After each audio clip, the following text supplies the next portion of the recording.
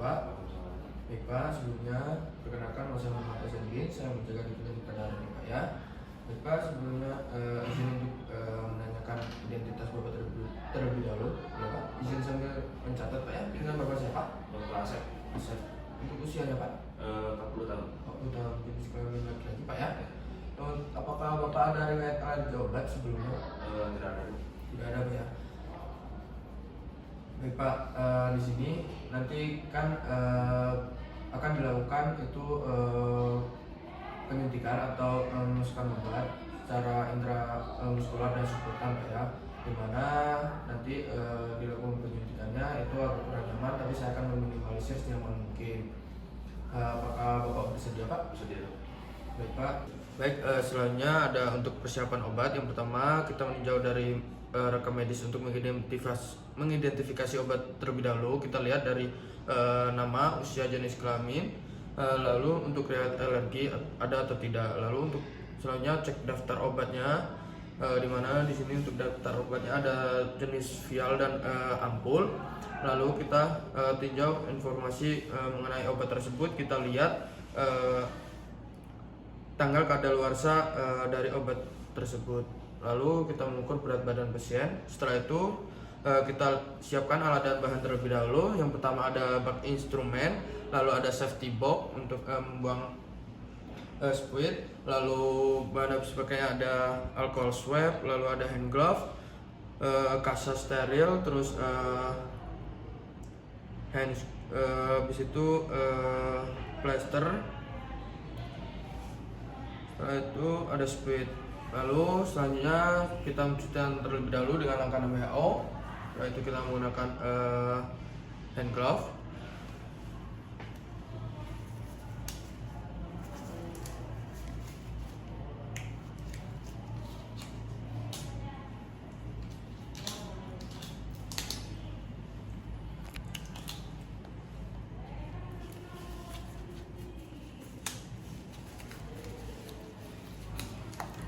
Setelah menggunakan hand glove, kita tentukan ukuran jarum dan spetnya yang sesuai dan set peralatan yang diperlukan.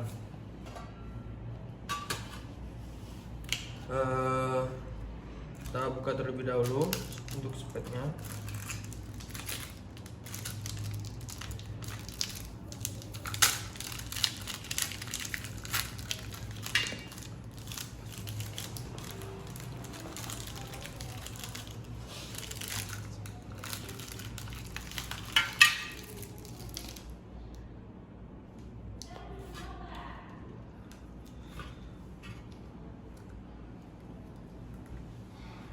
Setelah itu kita ada untuk jarumnya pengganti, dimana setelah itu kita baca nama obatnya terlebih dahulu, apakah sesuai dengan rekam medis pada pasien atau tidak. Setelah itu kita cek kembali label obat, kita lihat untuk cara penyuntikannya dan tanggal kadaluarsa pada obatnya. Yang pertama kita obat dalam kemasan vial, dimana kita bersihkan terlebih dahulu menggunakan alcohol swab pada bagian vialnya, menggunakan alcohol swab.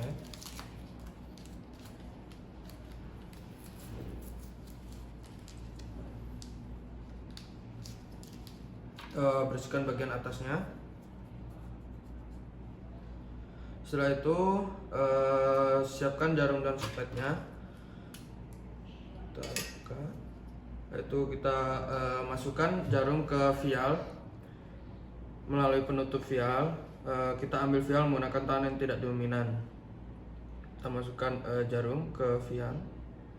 Setelah itu kita ambil sesuai dosis yang telah ditentukan. Usahakan tidak ada gelembung pada bagian dalam spetnya. Setelah itu kita tarik. Kalau sudah sesuai dengan dosis, itu usahakan tidak ada gelembung. Itu kita tutup menggunakan one hand technique. Kita tutup. Setelah itu kita ganti jarumnya menggunakan jarum yang baru, karena pada jarumnya bisa saja tumpul karena setelah mengambil obat dalam vial.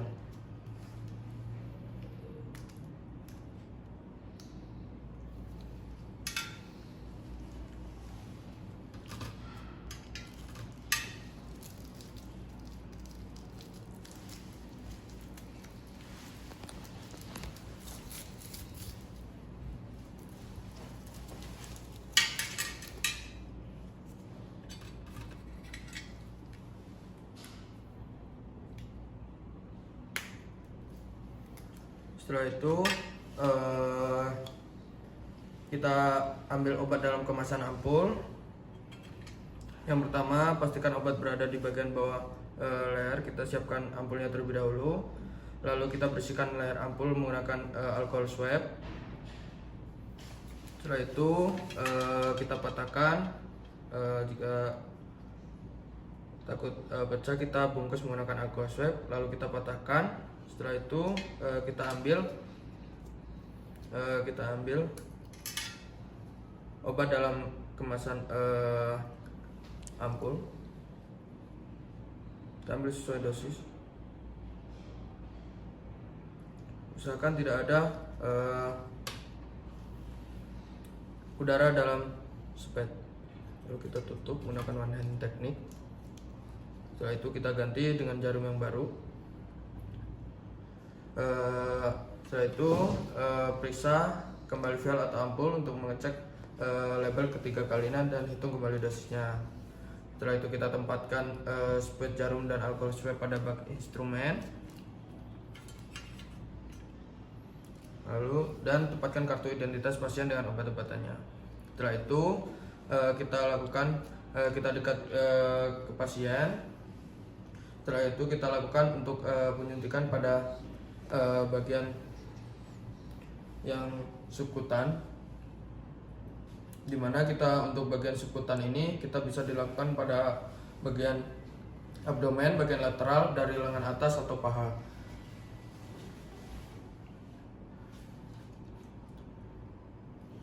Setelah itu kita lakukan penyuntikan pada bagian subkutan terlebih dahulu, di mana di sini dengan posisi 45 derajat, di mana kita bersihkan terlebih dahulu menggunakan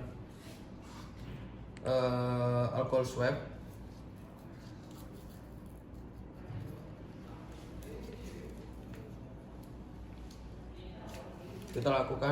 Kita bersihkan secara sirkular.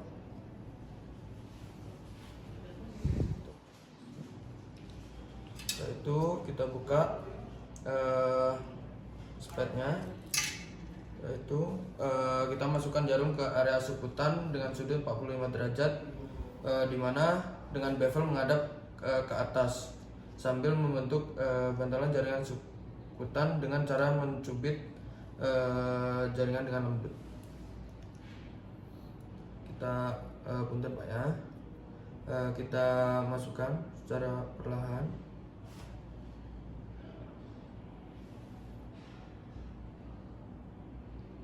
Setelah itu kita aspirasi terlebih dahulu apakah ada pembuluh darah atau tidak. Jika tidak ada, kita masukkan obat secara perlahan. Dan jika sudah, kita cabut jarum dan kita tempelkan alkohol swab atau plaster jika diperlukan.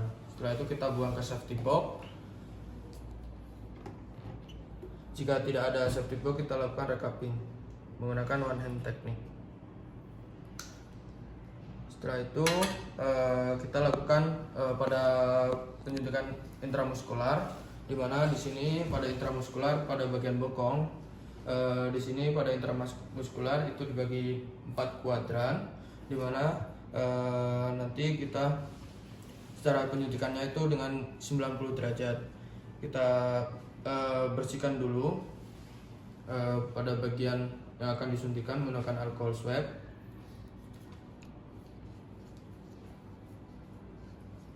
Kita tunggu sedikit mengering, lalu kita lakukan penyuntikan dengan sudut 90 derajat pada bagian intramus pada bagian bokong. Usahakan bevel menghadap ke atas. Punten Pak ya. Kita lakukan 90 derajat. Setelah itu kita aspirasi apakah terdapat pembuluh darah atau tidak. Jika tidak, kita masukkan obat secara perlahan. Setelah itu kita cabut secara cepat. Lalu kita tempelkan alcohol swab atau plaster jika dibutuhkan. Setelah itu kita buang, suntikan pada safety box. Jika tidak ada safety box, kita bisa lakukan dengan recapping. Lalu selanjutnya kita evaluasi. Alhamdulillahirrahmanirrahim, kita evaluasi setelah penyuntikan selama 15 detik. Setelah penyuntikan kita dokumentasi, di mana kita lihat dari tanggal dan waktu penyuntikan, terus dosis dan jenis penyuntikan, respon pasien terhadap obat, lokasi penyuntikan, nama dan tanda tangan yang menyuntik. Baik Pak, boleh untuk kembali ke meja pemeriksa. Alhamdulillahirrahmanirrahim Pak, untuk penyuntikannya berjalan dengan lancar. Apakah ada yang ingin ditanyakan Pak? Tidak ada. Baik, jika tidak ada, sekian dari saya Pak. Assalamualaikum warahmatullahi wabarakatuh.